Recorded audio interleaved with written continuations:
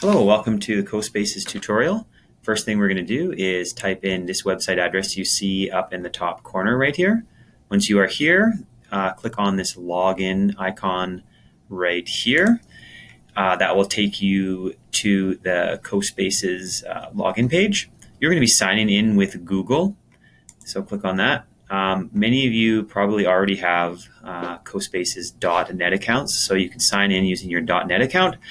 I'm going to show you what that looks like. And if you do not have a CoSpaces account, it's a very similar process. So I'm just going to click on this one right here. Make sure you're using your .net account, and it's going to sign you in. Now, if you already have an account, it's going to say you're not pro anymore. If you do not have a CoSpaces account at all, it will ask you if you are a student or a teacher. You are a student, so click on student. Once you click that, or once you click this join class button, it will ask you to join the class. So we're just going to type in our code. Code is GTC3U. So that's our class code. So make sure you have that. I'm going to click join. That's going to take me into the classes. Now, initially, your classes will probably look like this. You can see there's some options here. We're going to make sure we click on classes. And you're going to be in Mrs. Smith's class. Click on that. And here's our assignment right here, ready to go. So I'm going to click on the assignment. And I'm going to explain this with the trackpad. So you can use a mouse. It makes it a little bit easier. But if you don't have a mouse, I'm just going to talk about the trackpad. So to rotate around your 3D environment, two-finger click or snake bite on your trackpad. And that allows you to rotate around. Okay. If you are using a mouse, that's just a left click, just like that. So two-finger click on a trackpad, one-finger click on your left mouse button.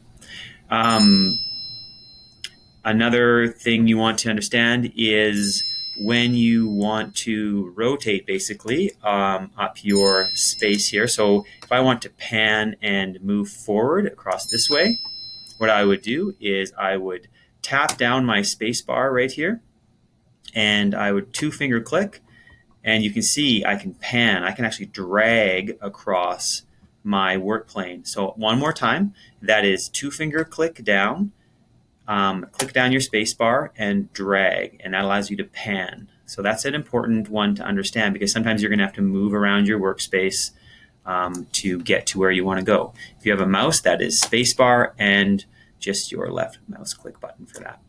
To zoom in and out, that's pretty easy. You're just sliding two fingers on the trackpad to zoom way in, or you're sliding two fingers way out like that. So that's pretty easy to do. Okay, so first thing we want to do is we want to make sure we can start adding things into the scene. So if you look down on the bottom here, I'm just going to click on environment, and I'm going to start by changing my environment. So you can see there's a little edit icon here. I can change the sort of the time of day right here. So I'm going to click on edit. You can see there's some different environments we can choose from.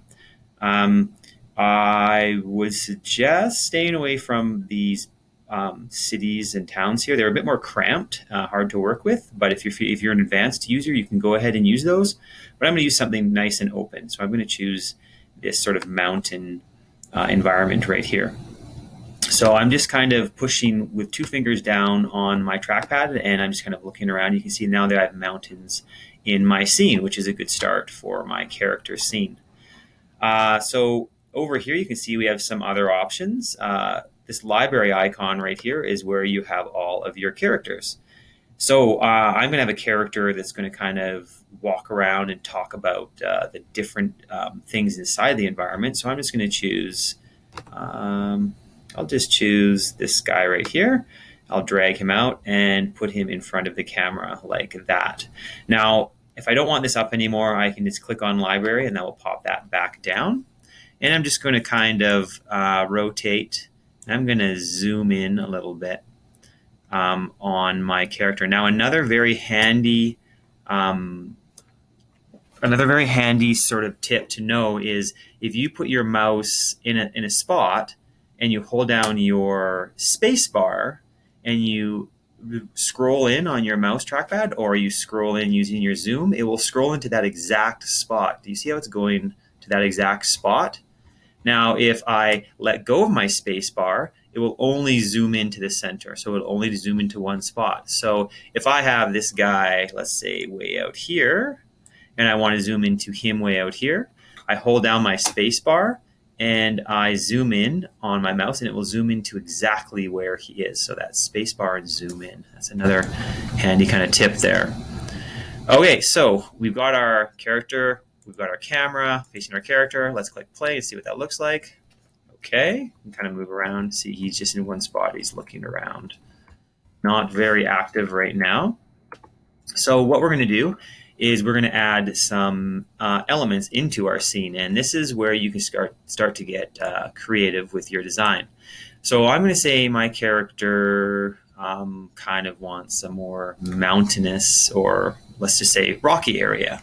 So I'm going to go down to the bottom. I'm going to click on my library and I'm going to go to nature right here. And you can see there's a lot of things with nature. So I'm just going to scroll through and I'm going to start plunking down some trees. So I'm going to grab a tree here. I'm going to put it there. Now let's just focus on this tree for a second. So I'm just going to kind of zoom up, and you can use this icon right here to shrink your tree down or grow your tree as large as you want. Don't make things too big because they'll be a bit hard to control. If you make it too big, you can see it kind of goes out of my scene. So make it a reasonable size with your character. I can click on this icon to move my tree up or down. This is another movement icon right here, and this is my rotate icon. So if I wanted my tree to be a bit sideways, I could rotate it like that if I wanted to. You want to be aware whether this rotate icon is on or off. I usually leave it off if I want to move things. If you leave it on and try and move things, sometimes it can get a bit confusing. So make sure that's off if you want to move things. Now my tree, I have some more options with it. I can right click my tree and you can see now everything kind of opens up a little bit more. So I'm going to click on material for my tree and I'm going to make it a purple color. Don't worry about physics. Don't worry about speech. The code part we're going to talk about in a minute. And these things are kind of other things we'll talk about a little bit later on. So start grabbing things and placing them into your environment. And you can start populating your environment with different objects. So I'm going to click back on library again, and I'm going to, let's see, maybe look for something else. Actually, let's add some rocks into it. So I pull rocks in, grow it a bit bigger. Now I can duplicate this rock. I can, if I right click on my rock, you can see there is a duplicate button right here. So I can click duplicate, and then I've got two. So I can space this one out and I can keep adding these things in. So probably the first thing you want to do is start thinking about what kind of environment do you want to place your character in, and then work through the library here using what you have in nature.